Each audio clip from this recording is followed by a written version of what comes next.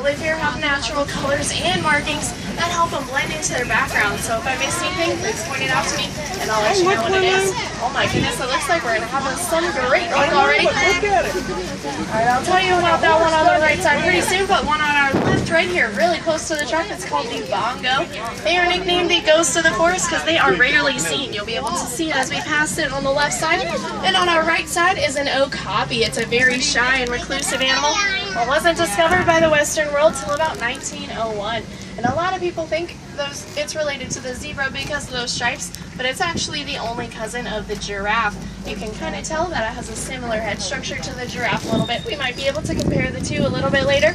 On our left side is a watering hole. We might be able to find a black rhino over here, so look very closely. Unfortunately, there are only about 5,000 black rhinos left in the entire world. They are poached for their horns. The Disney Conservation Fund works with many organizations across Africa. For example, one organization that we work with in Kenya is called LEWA, and LEWA trains their locals to act as a little security wildlife team. They walk around reserves, look out for poachers, and they protect white rhinos and black rhinos from these poachers. And they give rhinos rehabilitation if they need it. Look at that beautiful black rhino on our left. The black rhinos are very powerful. They weigh about 3,000 pounds, but they still need a lot of help.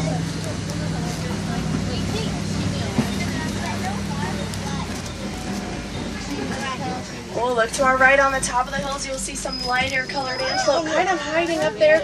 Well, those are called the greater kudu. They are the second tallest antelope in Africa. They're usually pretty shy, so it's a little bit hard to see them sometimes.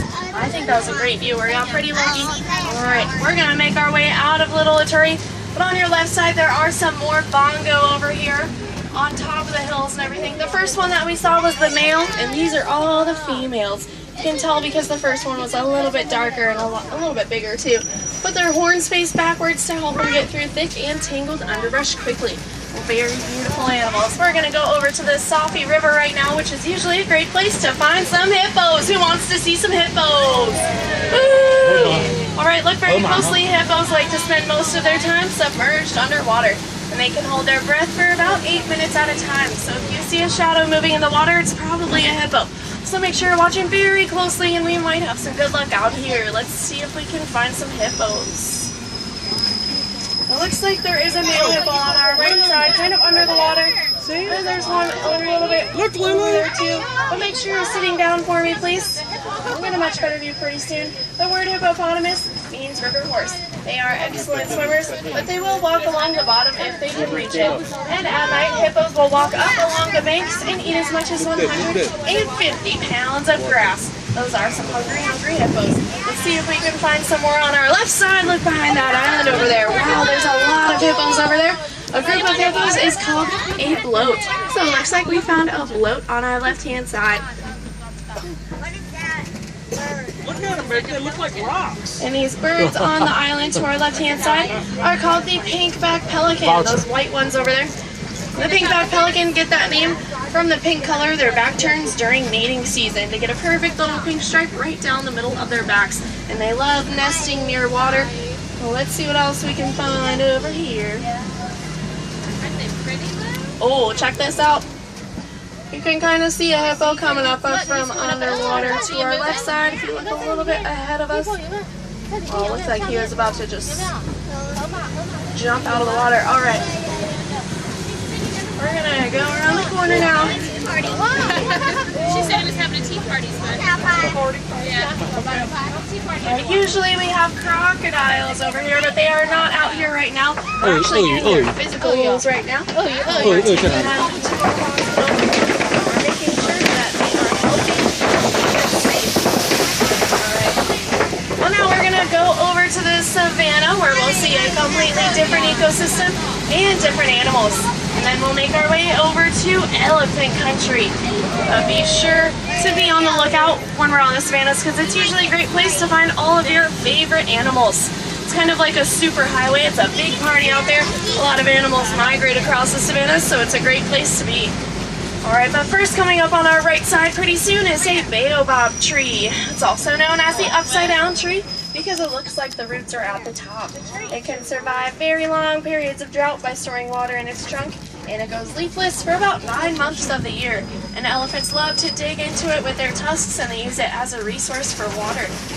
Alright, we're gonna go over here, get ready for the most beautiful view in the entire reserve. My favorite, the Serengeti grasslands. Look how beautiful this landscape is.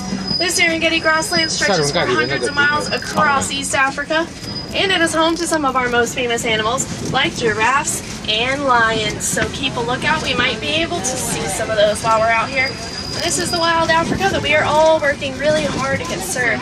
A lot of beautiful animals live out here, and they work together to create this beautiful landscape around us. For example, elephants act as bulldozers that knock down the trees. That helps spread more seeds for more plants to grow. Giraffes act as the pruning shears. They eat the undersides of the trees, like these trees all around us, and that lets more sunlight in for the plants on the ground. Antelope mow the grasses, and gazelle trim the edges. In the balanced natural system, there is enough food for everybody. Well, looks like we're going to have a good look pretty soon. This construction on our left-hand side, we're actually getting ready for some new animals to come join our big happy family. So it's not quite finished yet, but when it is, I think it's going to be pretty cool. But there is a beautiful animal coming up on our left-hand side, a really gorgeous cattle. We'll stop for it up here. It is called the Ankole cattle, and their horns can get up to about 6 feet long and 20 inches around the base. You'll be able to see it much more clearly as I pull around. Look at those horns. Oh my goodness. Wow. Well, this is the male Ankole cattle right here. Their horns look pretty heavy, but they're actually really light because they are honeycomb shaped inside. And their blood runs through that honeycomb shape, and it helps cool them off. They are also called the Watusi cattle after the first tribe that domesticated them. So they are the only domesticated animal on this reserve. And this is the little female on our left side right now. You can kind of tell by their difference in size. Alright, we're going to see what else we can find out here. It looks like there are some red cones of earth coming up on our right and left sides of the truck all around us.